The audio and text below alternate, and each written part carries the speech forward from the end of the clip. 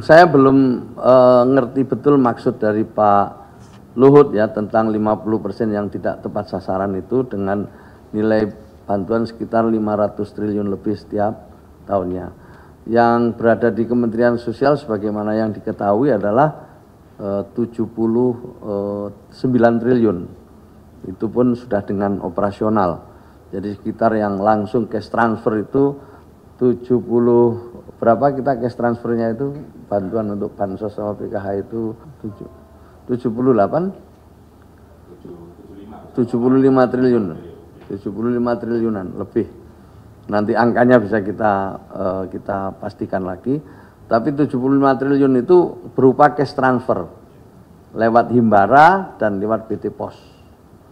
Sisanya baru untuk operasional, untuk gaji pegawai, untuk gaji pendamping, dan juga untuk program-program pendukung seperti bansos adaptif. Bansos adaptif itu bansos yang untuk bencana itu. Saya kira itu ya. Jadi kalau dikira itu 50% itu angkanya cukup besar, tetapi dengan mudah-mudahan dengan data yang baru ini ya, apa yang disampaikan Pak Luhut itu bisa kita akomodasi. Karena yang disampaikan oleh Pak Luhut adalah dalam 10 tahun terakhir, yang beliau maksud itu 10 tahun terakhir. Ya tentu kita akan pelajari, kita akan cermati apa yang disampaikan oleh Pak Luhut itu untuk kita jadikan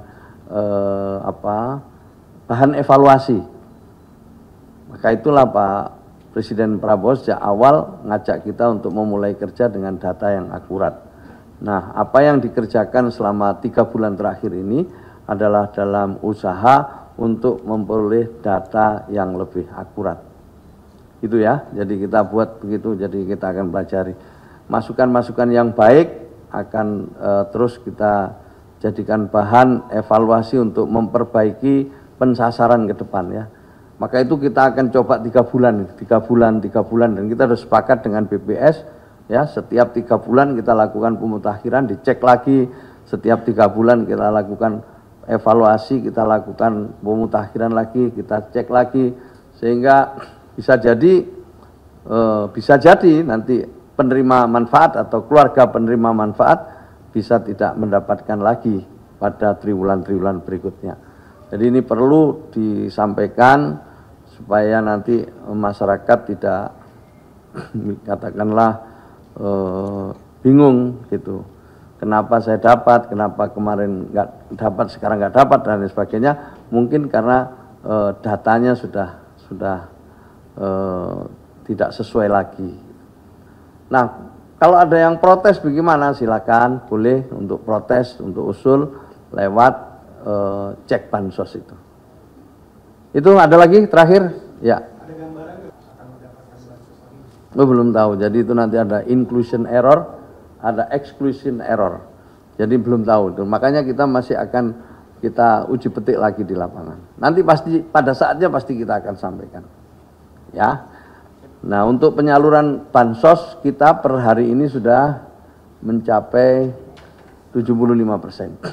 Tinggal 25%. Insya Allah minggu ketiga ya, paling lambat sudah tuntas semua dari bulan Februari ini. Ya udah sering saya sampaikan juga, masalah bansos di sini terus dievaluasi, ya dievaluasi terus, dan Presiden mengikuti, mencermati, dan juga terus menerima laporan, sehingga beliau jika dipandang perlu, tentu beliau juga akan memberikan tambahan-tambahan jika diperlukan. Jadi kalau yang pro rakyat itu beliau sangat punya atensi, sangat punya perhatian. Sementara kalau soal efisiensi sudah saya sampaikan berulang-ulang, di Kementerian Sosial itu ada kaidah-kaidah tadi yang untuk bansos sama sekali tidak dikurangi. Lebih-lebih juga kalau memang diperlukan sesuai arahan Presiden akan ditambah. Untuk gaji pegawai, kemudian honor pendamping dan lain sebagainya juga tidak ada yang dikurangi pada tahun berjalan ini. Ya, efisiensi kita lakukan sesuai arahan dari Presiden, dan kita harapkan ya dengan adanya efisiensi ini semua jajaran Kementerian Sosial untuk mau menyesuaikan, mau beradaptasi, mau melakukan upaya-upaya untuk membangun kesadaran ya bahwa efisiensi itu sesungguhnya sangat penting buat kita semua. Oke, jelas ya?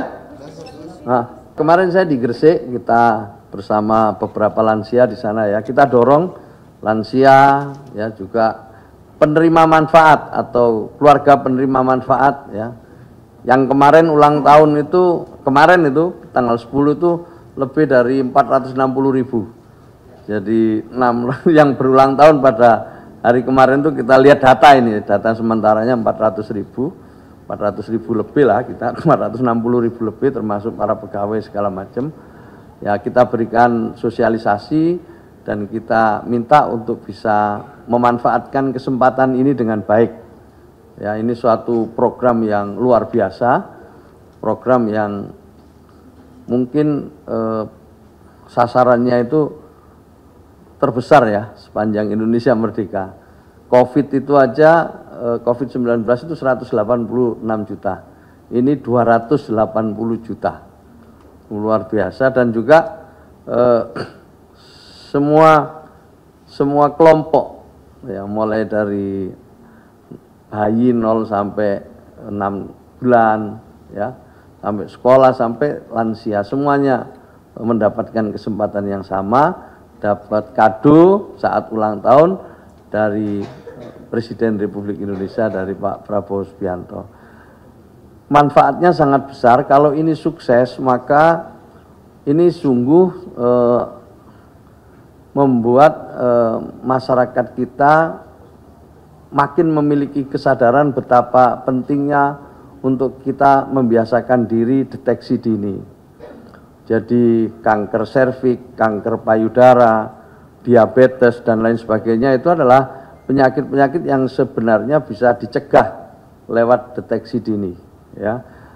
Penyakit yang sesungguhnya bisa disembuhkan asal kita itu mau melakukan deteksi dini. Dan ini adalah melengkapi program kuratif yang selama ini ada melalui BPJS Kesehatan. Kalau promotif dan preventifnya tidak sukses, berapapun uang yang dimiliki untuk melakukan tindakan kuratif itu akan masih akan terus kurang ya. Karena ya orang umumnya datang ke rumah sakit sudah dalam keadaan yang cukup serius. Kalau kanker biayanya sudah stadium 4 gitu. Maka ini adalah menurut saya suatu program strategis yang memang dibutuhkan oleh masyarakat dan sekaligus menjadi bagian dari programnya Pak Presiden Prabowo Subianto.